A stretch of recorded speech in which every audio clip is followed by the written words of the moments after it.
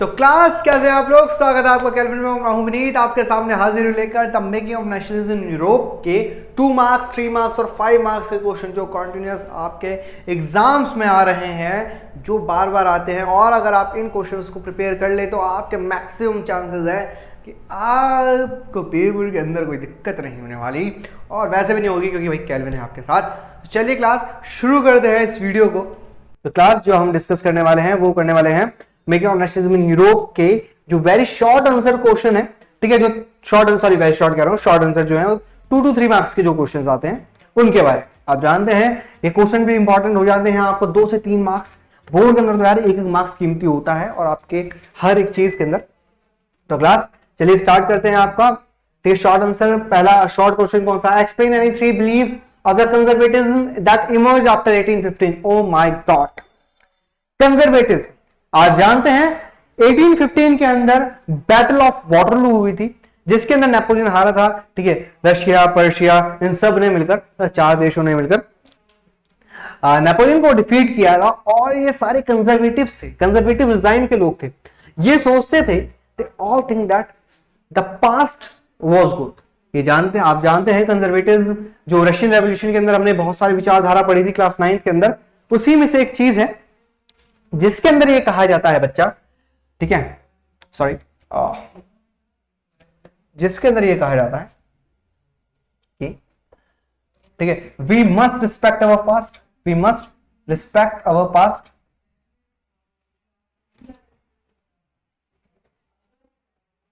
We must respect our past, कि भैया हमें पास्ट का रिस्पेक्ट करना चाहिए। We must respect our past, पहला पॉइंट है।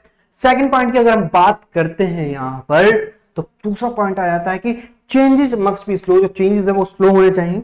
अब इन दोनों को जो इनकी थ्योरी है, इनको इन्होंने प्रैक्टिकल में कैसे उतारा? The theories which are considered by the conservative, how it become in their experiments और इन देयर रियल लाइफ। इन्होंने क्या किया, जैसे ही कंजर्वेटिज्म आता है 1850 के अंदर, इन्होंने फ्रांस के अंदर रीस्टैब्लिश कर दिया बर्बन डायनेस्टी को, उसी मोनार्किकल सिस्टम को जो सबसे पहले खत्म हुआ था 1789 के अंदर, या फिर जैकोबिन क्लब के जो हेड थे, ठीक है, रॉबेस्पियर, जिसने पूरा खत्म करा था, उन्होंने रीस्टैब्लिश कर दिया था उसे।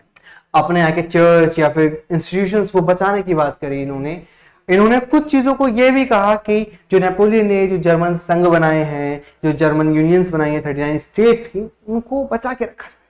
तो सारी चीजें लोग सोचते थे। क्लास 3 बिलीव्स क्या थे? Establish and traditional institutions of state and society like monarchy, church, property and family should be preserved, as we discussed just before a moment कि इन्होंने क्या कहा कि जो हमारे पास इंस्टीट्यूशंस हैं, चाहे वो चर्च हो, चाहे फैमिली हो, चाहे मोनार्कियल सिस्टम, क्लियर, यहाँ पे खुद लिखा हुआ है ना मोनार्की, उसको बचाया जाना चाहिए। बिकॉज इनके थॉट्स ही ये थे कि हम अपना पास्ट को बचा के चले, ताकि हमारी जो नेक्स्ट जनरेशन है वो उसको देख पाए, समझ पाए कि चीजें चलती।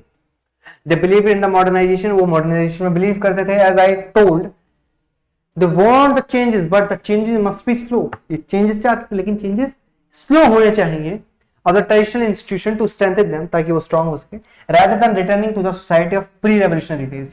कि भाई pre-revolutionary days में नहीं पहुंचना, लेकिन changes ऐसे भी ना हो कि वो सब कुछ बदल दे। changes slow, आराम से हो, ताकि सबको समझने का मौका मिले। थर्ड है, they also believe that abolition of feudal system, जो feudal system है, feudalism और serfdom है, replacing it with a modern army, इसको modern army से replace किया जाना चाहिए। एक efficient bureaucracy and a dynamic economy could strengthen the autocratic monarchies। और ये चीजें वही हैं बच्चा जो नेपोलियन ने दी थी। आप जानते हैं नेपोलियन ने अपने यहाँ का ट्रांसपोर्टेशन सिस्टम स्ट्रॉन्ग किया था, यूनिफाइड एडमिनिस्ट्रेशन सिस्टम लेकर आया था वो, ठीक है, ऑटोक्रेटिक मोनार्कीज को मतलब स्ट्रॉन्ग करने की बात की है। आप जानते हैं नेपोलियन ने सारी चीजें इसलिए लेके आया ताकि उसका कंट्रोल ओवर द यूरोप बढ़ सके। हम सभी जानते हैं नेपोलियन सिविल कोड 1805 के अंदर उसने एडमिनिस्ट्रेशन को सिंप्लीफाई किया, आर्मी को स्ट्रॉन्ग किया, ट्रांसपोर्टेशन सिस्टम को स्ट्रॉन्ग किया, कम्युनिकेशन सिस्टम को स्ट्रॉन्ग किया, बिकॉज वो चाहता था कि जो उसका राज है, जो उसका वेट है, जो उसका रूल है, वो और ज्यादा स्ट्रॉन्ग होता चले। और यहां पर भी कंजर्वेटिव्स यही मान रहे थे। Class clear?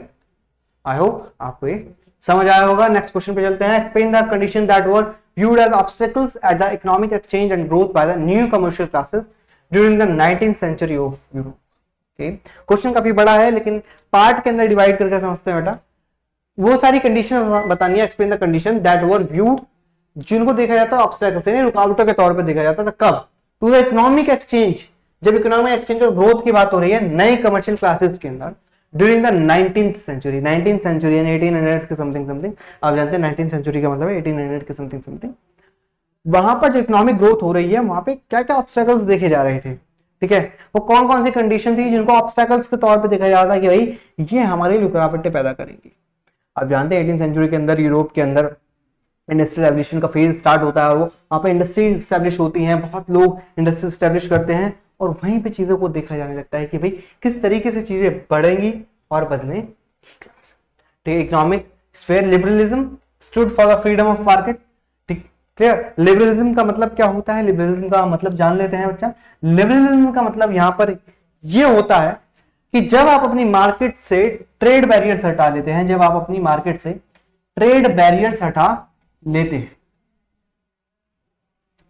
ट्रेड बैरियर्स का मतलब क्या है बच्चा? यहां पर आप अपनी मार्केट के अंदर एक ऐसे बैरियर्स लगा लेते, ऑब्स्टेकल्स लगा लेते ताकि हर एक व्यक्ति आकर वहां पर मार्केट के अंदर दबदबा कायम न कर सके। डोमिनेशन ऑफ अदर पर्सन या फिर other countries market can not be exist in your country, it can not exist in your country, ठीक है, exist in your country because आप चाहते हैं कि आपकी जो मार्केट है वो पहले रिस्टैब्लिश हो, वो स्ट्रांग हो। भैया हर कोई चाहता है कि हमारे परिवार स्ट्रांग हो, उसके बाद हम दूसरों की बात करेंगे। तो ऐसे ही लिबरलिज्म से पहले यही होता था कि आप अपनी मार्केट को स्ट्रांग करना चाहता, बट लिबरलिज्म क्या कहता है? भाई आप अपनी मार्केट को ओपन करो, दूसरे लोग आपके यहां पर आएंगे और आप दूसरे की मार्केट में जाएंगे। Goods and capital. But in the 19th century, लेकिन 19th सेंचुरी में नेपोलियन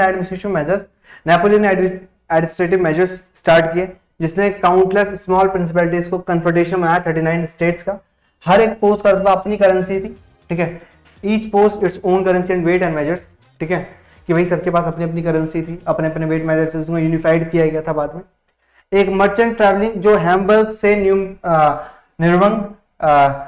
न्यूरेमबर्ग जा रहा था उसको 11 कस्टम देने पड़ते थे, यानी 11 बार टैक्स देना पड़ता था और 5% ड्यूटी देनी पड़ती थी हर एक उसके लिए। तो यानी कितना ज्यादा टैक्स हो गया। यानी अगर टैक्सेशन सिस्टम को यूनिफाइड कर दिया जाए तो चीजें बदल सकती हैं, ये चीजें बच भी सकती, और यही है नेपोलियन चाहता था, ठीक है। हर एक रीजन के पास अपना सिस्टम था वेट का, मेजर्स का, जो टाइम कंज्यूमिंग था कैलकुलेशन के अंदर। और ऐसी कंडीशंस को देखा जाता था ऑब्स्टेकल्स इकोनॉमिक ग्रोथ के लिए, क्योंकि इकोनॉमिक तभी बढ़ सकते हैं जब आपके पास सिंगल वेट हो। यानी बच्चा इसको ऐसे समझते हैं, आप एक देश से दूसरे देश गए, जैसे मैं ए से बी गया, ए से बी गया, या फिर हैम्बर्ग से न्यूरमबर्ग गया, ठीक है, न्यूरमबर्ग गया, ठीक है। अब हैम्बर्ग के अंदर जो चीज 1 किलो की है वो न्यूरमबर्ग में जाके 1.5 किलो की हो जाती है, न्यूरमबर्ग में जाके। अब सर ऐसे कैसे हो सकता है? How is it possible that the thing which is weight in Hamburg as at 1 kg and in Nuremberg it becomes 1.5 kg. How is it possible? तो जादू आ जाता उसके अंदर, वजन गिर जाता भाई, उसमें क्या होता है? भूत आ जाते हैं उसके अंदर? नहीं भाई, भूत कुछ नहीं आते उसके अंदर। एक ही चीज होती है, क्या? वहां का वेइंग जो मेजर है, ठीक, जो मशीन्स है वो इक्वल नहीं है, वो इक्वल नहीं, ठीक है। इस वजह से दिक्कत आती। अब चीज समझ के देखिए आप, जो चीज यहां पर 11 टैक्स देने पड़ रहे हैं, 5% कस्टम ड्यूटी देनी पड़ रही है, तो कितना फालतू पैसा देना पड़ेगा। तो इसलिए ज़ोल्वेराइन आया था।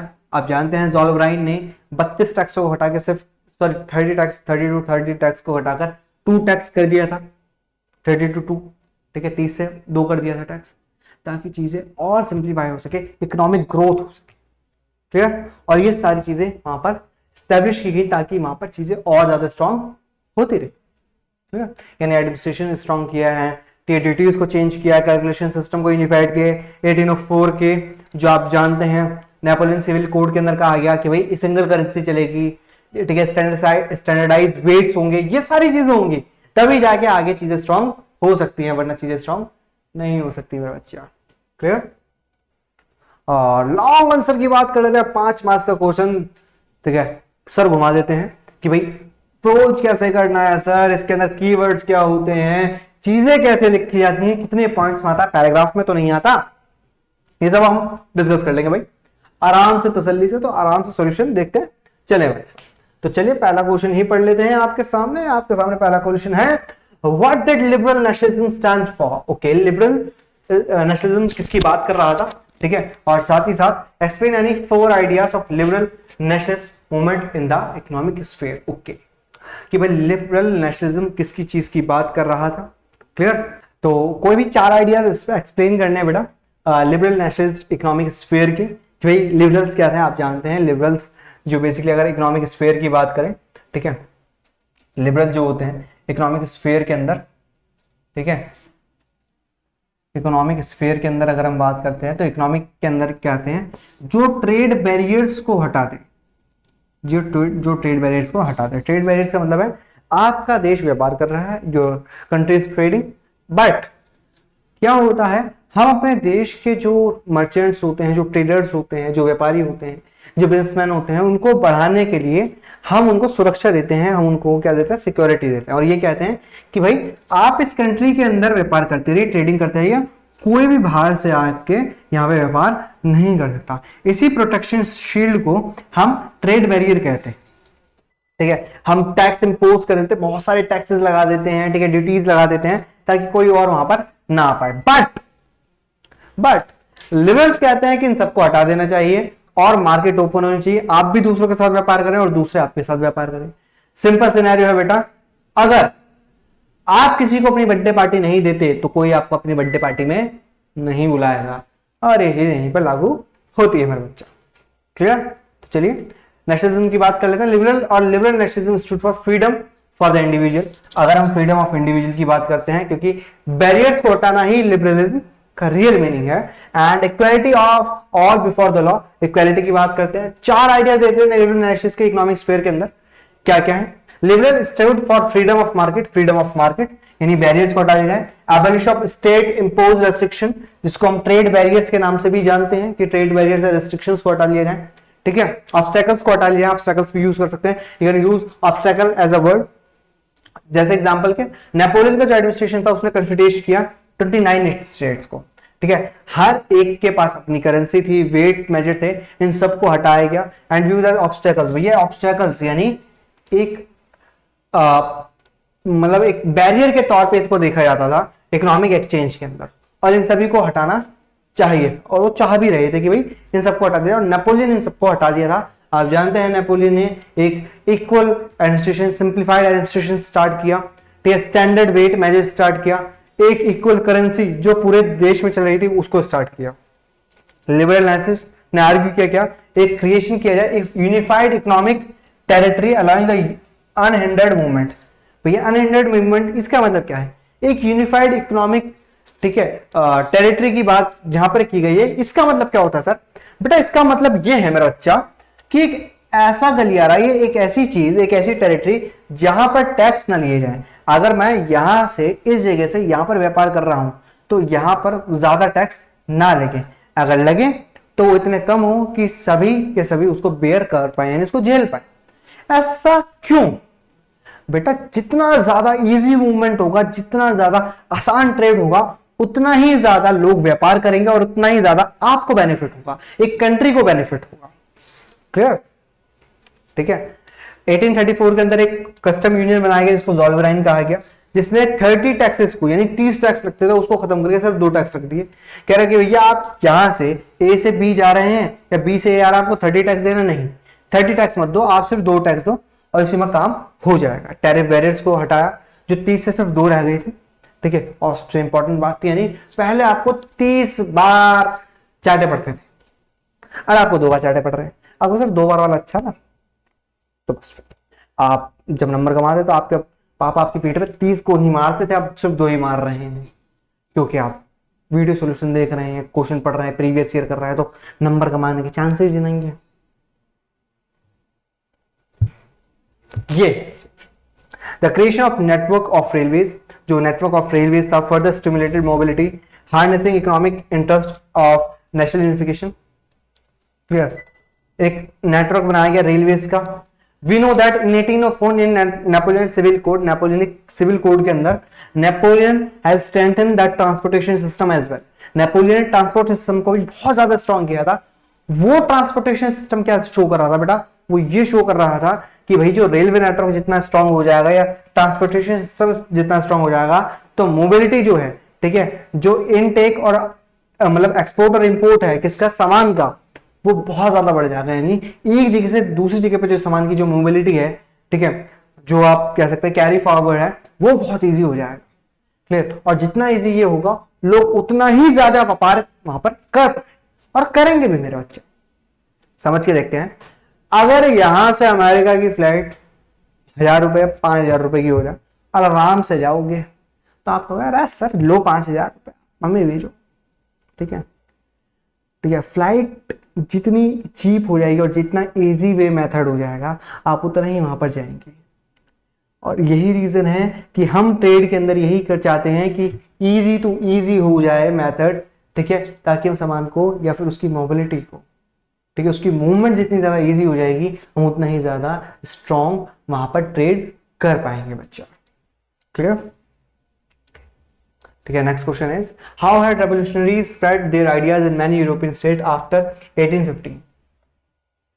रेवोल्यूशनरीज ने यूरोपियन स्टेट्स के अंदर 1815 के बाद किस तरीके से अपने आइडियाज को फैलाया। 1815 के अंदर हम जानते हैं बैटल ऑफ वाटरलू हुई थी, जिसके अंदर नेपोलियन हार गया था, रशिया पर्शिया, ठीक है, ये सब लोग जीत गए थे, 4 स्टेट्स जीत गए थे। तो भाई कैसे फैलाया होगा? During the years following 1815, the fear of repression drove many liberal nationalists underground. बहुत सारे जो लोग थे वो अंडरग्राउंड हो गए, क्योंकि वो जानते थे कि जो न्यू रिजाइम आई है, जो नए कंजर्वेटिव्स हैं, वो नेशनलिज्म यानी राष्ट्रवाद की वर्ड से, they hate the word of nationalism, वो नेशनलिज्म से नफरत करते थे। वो सिर्फ चाहते थे कि हमारा अपना रिजाइम रहे, हम अपने तरीके से काम करें।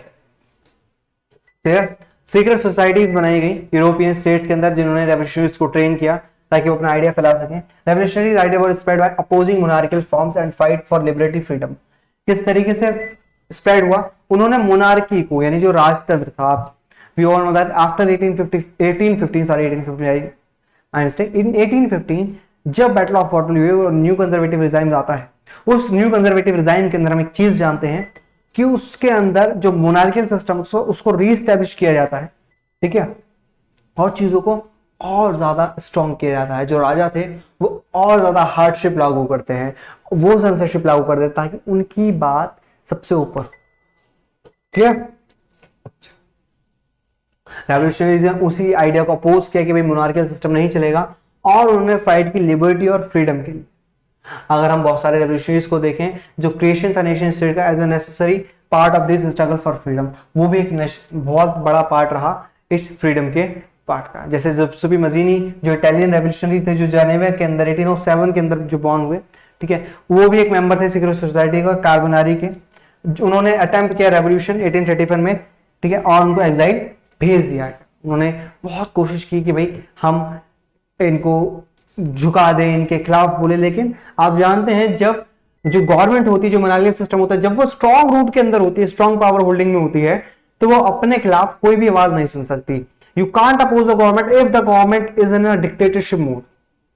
they will censor the things and make the thing worse for all the revolutionaries। जितने भी क्रांतिकारी होते हैं उनके लिए बहुत चीजें बर्बाद कर दिया जाए। जैसे हम जानते हैं जब ब्रिटेन ने इंडिया पे कॉलोनाइज सिस्टम स्टैब्लिश किया, तो in after the colonization of India, Britain imposed many things just like ruler tax and other things which we will discuss in the second chapter. Clear? But remember one thing, like Bhagat Singh, Sukhdev, Rajguru, Subhash Chandra Bose, Chandrasekhar Azad, clear? They all gave the fight to the British Empire, but the British Empire oppressed all the persons by hook and by crook। ये हम जानते हैं कि जितने भी क्रांतिकारी रहे उनको दबा दिया, उनके पासों को दबा दिया, क्योंकि कोई भी एम्पायर नहीं चाहता कि उसके खिलाफ कोई भी वॉइस उठे। ठीक है, he had set up 2 more underground societies, उन्होंने 2 और सोसाइटीज बनाई, young Italy in 1832 and Marseilles in Marseilles and the young Europe in Bern। Clear? They make two more things, two more secret societies. The members were like minded young from Poland, जो members थे वो एक ही तरीके के सोच रखते थे, जो पोलैंड से थे, ठीक है, फ्रांस से थे, इटली से, जर्मनी से थे, ठीक है। And the fifth point is he oppose monarchy, उन्होंने मोनार्की को अपोज किया, स्मॉल स्टेट्स एंड किंगडम, और एक डेमोक्रेटिक रिपब्लिक की बात करी। उन्होंने कहा कि एक देश के बारे में सोचो जहां रिपब्लिक हो, जहां पे डेमोक्रेसी चलती हो, जहां पे लोग खुद कानून बना रहे हों, लोगों की सरकार चले, लोग खुद अपनी गवर्नमेंट चुन रहे हैं और गवर्नमेंट आपके लिए काम कर रही है, तो कितना अच्छा विजन होगा, ठीक है। और इसी के ऊपर ये बात करते रहे, believe that unification of Italy alone would be the basis of Italian liberty. उन्होंने कहा अगर हम यूनिफिकेशन ऑफ इटली कर दे, यानी इटली को यूनिफाइड कर दे, तो वो यूरोप के अंदर एक बहुत बड़ा बदलाव लाते। ये सही भी था, यूनिफिकेशन ऑफ इटली के बाद चीजें बहुत ज्यादा बदल गई थी और बहुत ज्यादा स्ट्रांग भी हो गई थी बेटा। Clear? Let's move on our next question. How did ideas of national unity in early 19th century Europe get allied to the ideology of liberalism? Liberalism की किस तरीके से उन्होंने मदद करी? अगर 19th century की बात करें, Europe get allied to the ideology of liberalism। कि national unity कैसे 19th century के अंदर आई, वो भी liberalism से, यानी आप जानते हैं उदारवाद से किस प्रकार आई। हमने अभी क्वेश्चन के अंदर हमने जाना, समझा और दोबारा समझ लेते हैं। लिबरलिज्म का मतलब होता है फ्रीडम, एक तरीके की freedom, either in economic terms, either in a political terms. When the things are free, it is called liberals, where the government have the authority to do the things. Clear? Let's move out on the solution. The term liberalism comes from the Latin root liberal, which means to be free. As we stated, कि इसका मतलब होता है free. नई middle class के लिए Europe के अंदर लिबरलिज्म स्टैंड कर रहा था फ्रीडम के लिए, जो इंडिविजुअल इक्वालिटी की बात कर रहा था, और वो भी कहा बिफोर द लॉ, कानून के समक्ष समानता की बात कर रहा था, उदारवाद। ये एम्फसाइज करता है end of aristocracy and clerical privileges, जो प्रिविलेजेस बाय बर्थ थी उन सब की एंडिंग की ये बात कर रहा था बेटा। और स्टूड है कॉन्स्टिट्यूशन एंड रिप्रेजेंटेटिव गवर्नमेंट के तौर पे थ्रू पार्लियामेंट, कि पार्लियामेंट बने, उसके बेसिस पे कॉन्स्टिट्यूशन बनाया जाए, पार्लियामेंट के अंदर हमारे चुने हुए लोग जाएं, तब जाके चीजें और strong. People also states and availability of private property, कि भाई प्राइवेट प्रॉपर्टी को खत्म किया जाए, बेसिक फाउंडेशन बनाई जाए जो फ्रेंच रेवोल्यूशन की बनी थी। आप जानते हैं बेसिक फाउंडेशन क्या थी? Abolish of monarchial and feudal system, ठीक है, जो फ्यूडल सिस्टम, जो सामंतवादी व्यवस्था थी, उसको खत्म करना, यानी भाई प्रॉपर्टीज एक वर्ग के, एक ग्रुप के हाथ में ना हो, ठीक है। All the properties not to be concentrated in one type of or one group of the persons, where it shall be divided in each and every persons. They are stating that from the very beginning, ठीक है। Starting से universal suffrage की बात करने लगी, यानी भाई सभी को वोट देने का अधिकार हो, इक्वल वोट हो सभी को, वो every person, each and every person from the either on the basis of their caste, religion and other thing, they can vote. There should be no discrimination. Universal suffrage means voting rights were granted only to the property owning man, but the voting rights was given to only that person who had property, excluding men without property or on all women. Just remember, the women don't have the voting rights, and that's the basic condition of the women. महिलाओं की स्थिति बहुत ज्यादा बेकार थी।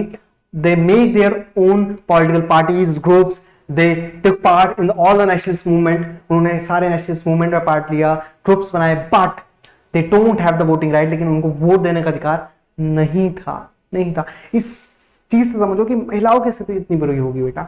Excluding man without property and all women, however, throughout the 19th century and the early 20s, many movements were organized demanding equal political rights.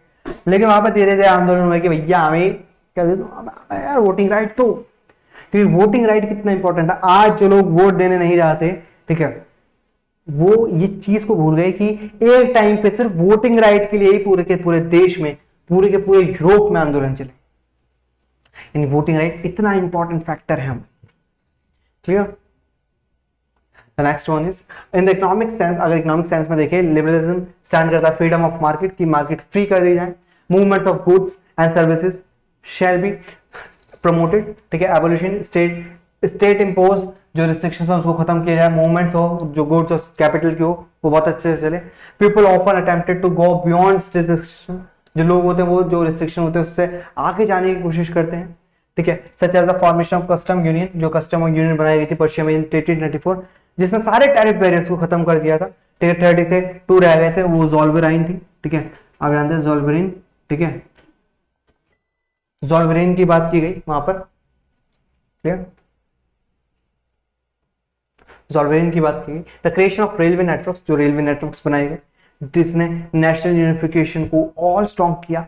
Goods एक जगह से दूसरी जगह इजीली भेजे जाने लगे, ठीक है, एक जगह से दूसरी जगह इजीली भेजे जाने लगे, ठीक है। यूनिफाइड जब वेटिंग सिस्टम हो गया, एक ही सिंगल करेंसी यूज होने लगी, तो और ज्यादा चीजें स्ट्रांग होती चली गई, बिकॉज अब सबको पता था कि वेट इक्वल है, सारी चीजें इक्वल है, तो हम इजीली चीजें अडेप्ट कर सकते हैं, clear. And all contributed toward the standing wider national sentiment, और इससे नेशनल सेंटिमेंट बढ़ते चले गए, क्योंकि अब आपको यूनिफाइड या फिर यूनिफिकेशन का एक पहलू समझ में आ रहा होगा, एक पार्ट समझ में आ रहा होगा, क्योंकि अब वेइंग सिस्टम आप एक ही करेंसी यूज कर रहे हैं, आपका फ्लैग एक हो चुका है, आपके पास आपको 2 ही टैक्स देने हैं, आपके पास कोई वेट ऐसा नहीं है कि अगर मैं दिल्ली से बिहार गया तो वेट अलग है, नहीं, अब हर जगह वेट इक्वल है। हम सब हाइम्स का यूज करने लगे, हम सब का मतलब यहाँ पे यूरोप की बात कर रहा हूं, तो लोगों के अंदर एक भावना आने लगी, एक फीलिंग आने लगी, yes now we are one, और इस नेशनल मूवमेंट को बहुत ज्यादा स्ट्रांग कर दिया। तो क्लास कैसा लगा, कॉन्सेप्ट और सारे क्वेश्चन, आई होप आपको बहुत ज्यादा मजा आया होगा, ठीक है, सारे कॉन्सेप्ट क्लियर हो गए होंगे। अब भाई क्या सिर्फ यही है हमारे लिए, हमारे पास आपके लिए नहीं, आपके लिए सारी तैयारी हो चुकी है, बस आपको कुछ नहीं करना, जाइए चैनल पे और प्लेलिस्ट चेक कीजिए, आपको हर एक चीज मिल जाएगी आपके एग्जाम पॉइंट ऑफ व्यू से, जो जो चीजें इंपॉर्टेंट है, जो जो चीजों में आपको दिक्कत होती है वो सब तैयार है भाई। तो जल्दी से चैनल सब्सक्राइब करो, जल्दी से भाग के जाओ, प्लेलिस्ट चेक करो और अपनी तैयारी को और ज्यादा स्ट्रांग बनाओ। तो मिलते हैं आपसे नेक्स्ट वीडियो में, तब तक के लिए okay, tata bye bye, take care, love you too guys.